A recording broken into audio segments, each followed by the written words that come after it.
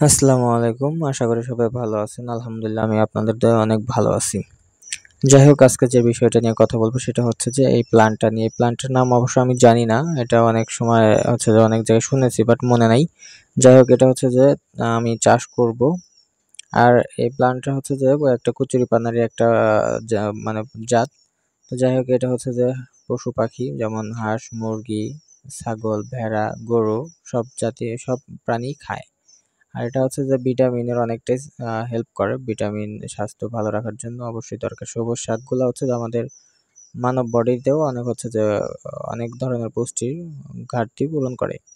তো যাই হোক এটা যেহেতু যে আমাদের এখন এলাকাতে খুব কম সময়ে পাওয়া যায়। আর সব জায়গায় সচরাচর সব জায়গায় পাওয়া যায় না অনেক।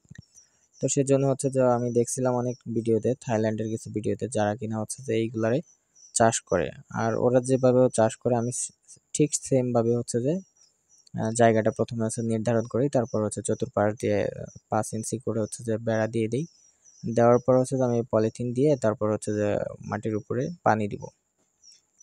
আর এই পলিথিনটা বেশ অনেক মোটা আর অনেক বড়। আর ফার্স্টে আমি যখন করতেছিলাম তখন হচ্ছে যে ভাবতেছি হবে কি হবে না আমাদের ওয়েদারের সাথে।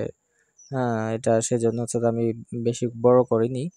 আমি হয়তো আমি মেবি হচ্ছে 10 হাত আর হচ্ছে যে 8 হাত, 10 হাত আর 8 হাত সাইজের একটা স্পেস বানাইছি। আর এই স্পেসটাতে আমি হচ্ছে পানি দিব।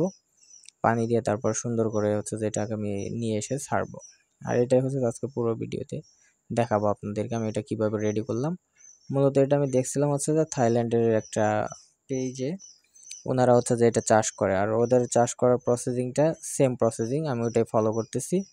তো যাই হোক দোয়া করবেন সবাই যাতে জানা হচ্ছে যে এই কচুরিপানার এই প্রজাতিটাকে হচ্ছে যে এখন অনেক জায়গায় বিলুপ্তর দিকে, কারণ এটা সবসময় পাওয়া যায় না। আর সচরাচর যে ওই যে ছোট ছোট আরেকটা থাকে ইয়েলো ইয়েলো কালার, ওইটা পাওয়া যায় আমাদের এলাকাতেও, ওইটা অ্যাভেলেবেল। বাট হচ্ছে যে ওইটাও কিন্তু হাঁস মুরগি খায়, আমি নিজে খাওয়াইছি ওইটাও। কিন্তু হচ্ছে যে এটা ওইটার থেকে বেশি মানে ভিটামিন বা হচ্ছে যে ভিটামিন সাপোর্ট করে, মানে ভিটামিন থাকে, বা হচ্ছে যে এটা হাঁস মুরগির জন্য আরো বেশি পুষ্টিকর। যার কারণে আমি হচ্ছে যে এটাই চাষ করব।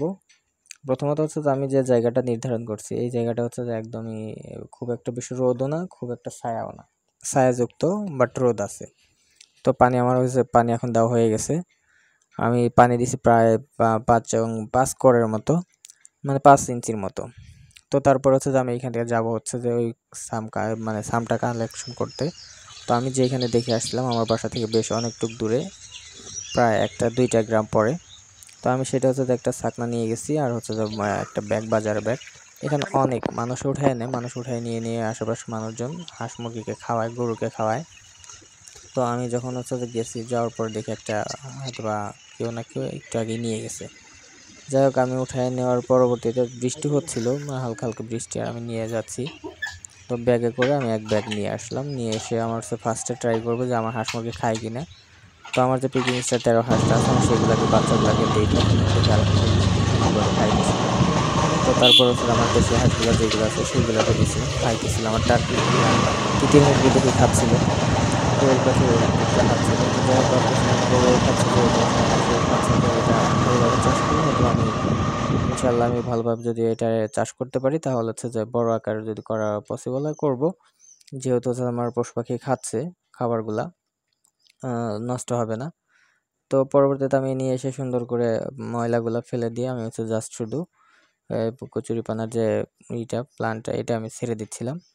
আর আমি যেহেতু একদম ছোট স্পেস করছি, সেহেতু হচ্ছে যে আমার খুব একটা বেশি ইয়া নিয়ে আসতে হয়নি, প্লান্টার এটা নিয়ে আসতে হয়নি, সামগুলা নিয়ে আসতে হয়নি। আমাদের এটা হচ্ছে যে সাম বলে একটা, কি সাম যেন, যাই হোক বাট সেটা এটার নাম মনে নাই।